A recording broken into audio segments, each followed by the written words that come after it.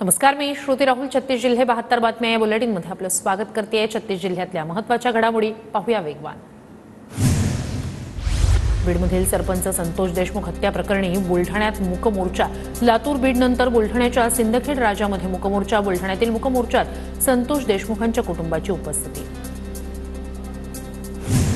सीआयडीचं पथक बीडमध्ये दाखल. सीआयडीचे पोलीस अधीक्षक सचिन पाटील यांच्याकडून बीडच्या शहर पोलीस ठाण्यात काही जणांची चौकशी सुरू. संतोष देशमुखांचे बंधू धनंजय देशमुख यांनी सीआयडी पोलीस अधीक्षकांची भेट घेतली. देशमुख हत्या प्रकरणी तपासात गती. बीडमधील हत्या प्रकरणी औरंगाबाद खंडपीठात संतोष देशमुखांचे भाऊ धनंजय देशमुखांकडून रिट याचिका दाखल. हत्या प्रकरणातील आरोपींना अजून अटक होत नसल्यानं रिट याचिका दाखल. संतोष देशमुख हत्येनंतर आता थर्मल राखेमुळे बीड जिल्हा चर्चेत. परळीतील औष्णिक विद्युत निर्मिती केंद्रातून निघणारी राख घेण्यासाठी माफियांचा हैदोस. वाल्मिक कराड यांच्यावरील खोटे गुन्हे मागे घ्या. सामाजिक कार्यकर्त्या मयुरी बांगर यांचं बीडच्या जिल्हाधिकारी कचेरी समोर उपोषण. बीड जिल्ह्यात आतापर्यंत 105 बंदुकीचे परवाने रद्द. आणखी काही परवाने रद्द होण्याची शक्यता. एसपींनी माहिती दिल्याची सुरेश धस यांची माहिती. केंद्रीय मंत्री रामदास आठवले यांनी बीडच्या मस्साजोग इथले संतोष देशमुख कुटुंबियांची भेट घेतली. बीड परभणी प्रकरणातील कुटुंबियांना न्याय मिळायला हवा, आठवलेंचं वक्तव्य. केंद्रीय सामाजिक न्याय मंत्री रामदास आठवले यांनी परभणीत स्वर्गीय विजय वाकुडे यांच्या घरी भेट दिली. आंबेडकरी चळवळीतील नेते असलेल्या वाकुडेंच्या कुटुंबियांची सांत्वनपर भेट घेतली. परभणीत केंद्रीय मंत्री रामदास आठवलेंसमोर आंदोलकांचा आक्रोश. पोलिसांनी घरात घुसून मारहाण केल्याचा आरोप. सोमनाथ सूर्यवंशींच्या कुटुंबियांच्या भेटीसाठी आठवले परभणीत. मस्साजोग हत्या प्रकरणी सकल मराठा समाजाचं तहसीलदारांना निवेदन. फरार आरोपीला अटक करून फाशी देण्याची मागणी. पवार गटाचे प्रदेशाध्यक्ष जयंत पाटील रत्नागिरी दौऱ्यावर. पक्षाचे प्रदेश उपाध्यक्ष दिवंगत कुमार शेट्टे यांच्या निधनानंतर कुटुंबाची सांत्वनपर भेट घेणार. अकोल्यात भाजपच्या जिल्हा परिषद सदस्यासह 11 जणांचं पक्षातून निलंबन. विधानसभा निवडणुकीत पक्षविरोधी काम केल्यानं कारवाई. चिपळूण मनसेचे शहर प्रमुख अभिनव भुरण यांचा तडकाफडकी राजीनामा. स्थानिक पातळीवरील नेते विश्वासात घेत नसल्याचा आरोप. जळगावात जिल्हा प्रशासनाच्या बैठकीत आमदार सुरेश भोळे यांच्याकडून महामार्ग विभागाच्या अधिकाऱ्यांची खरडपट्टी. 2 दिवसापूर्वी राष्ट्रीय महामार्गावर डंपरनं चिरडल्याच्या घटनेनंतर भोळेंकडून अधिकाऱ्यांविरोधात संताप व्यक्त. नागपुरात खासदार क्रीडा महोत्सवाच्या तारखांची घोषणा. 1 जानेवारीला पॅरिस पॅरा ऑलिम्पिकमध्ये सुवर्णपदक विजयी खेळाडूंचा सन्मान होणार. 1 जानेवारीला संध्याकाळी 5:30 वाजता महोत्सवाची तारीख घोषित होणार. आमदार अतुल भोसलेंकडून कराडमधील रस्ते प्राधिकरण प्रशासकीय अधिकाऱ्यांची आढावा बैठक. पुणे बंगळुरू महामार्गावर रुंदीकरणाच्या कामामुळे होणारे अपघात आणि वाहतूक कोंडी या प्रश्नावर चर्चा.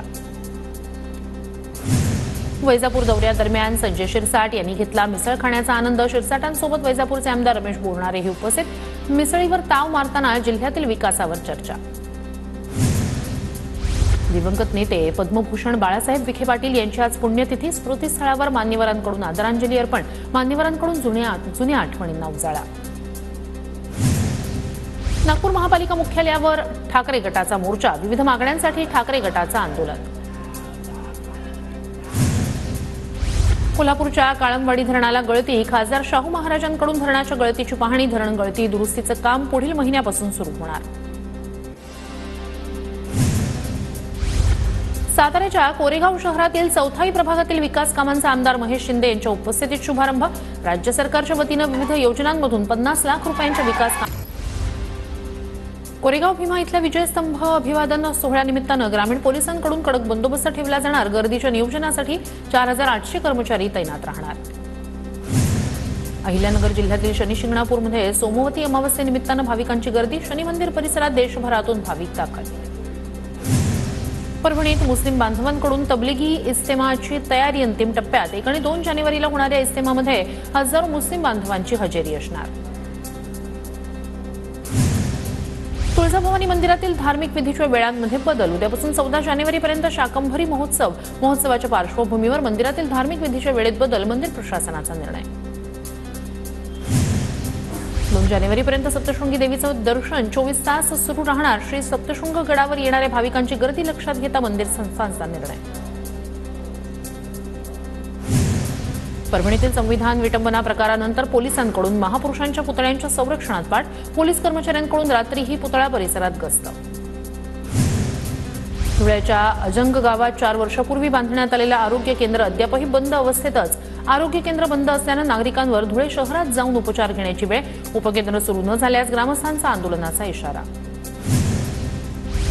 धाराशिवच्या परंडा तालुक्यातील 3 ग्रामसेवकांना कारणे दाखवा नोटीस. हलगर्जीपणा केल्याबद्दल गटविकास अधिकारी मनोज राऊत यांची कारवाई.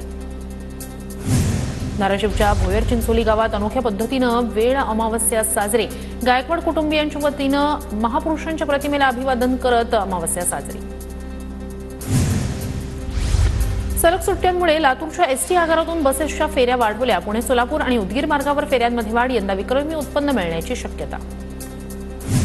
साताऱ्याच्या पुसेगावात सेवागिरी महाराज यात्रेनिमित्तानं कुस्ती मैदान स्पर्धेचा थरार. उपमहाराष्ट्र केसरी पैलवान माऊली कोकाटे यांनी सेवागिरी कुस्ती 2024चा खिताब जिंकला.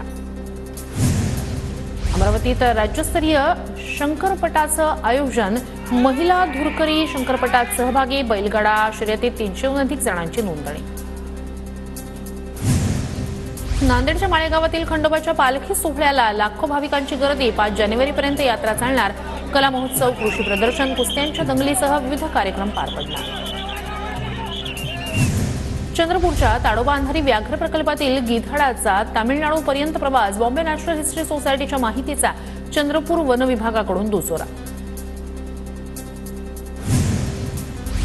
राज्यभरात अवकाळी पाऊस आणि गारपिटीमुळे रब्बी पिकांना मोठा फटका. जळगाव, धुळे, सांगली या जिल्ह्यांमध्ये सुमारे 2600 हेक्टरवरील पिकांचं नुकसान क्षेत्रात वाढ होण्याची शक्यता. जळगावातील रावेर आणि जामनेरमध्ये अवकाळीमुळे हरभरा पिकाला फटका. काही ठिकाणी फुलगळ झाल्यानं उत्पादनात घट होण्याची शक्यता. बदलत्या हवामानामुळे जालन्यात हरभरा पिकावर मर रोगाचा प्रादुर्भाव. शेतकऱ्यांनी कीड नियंत्रणासाठी उपाययोजना कराव्या. कृषी विज्ञान केंद्राच्या तज्ज्ञांचं आवाहन.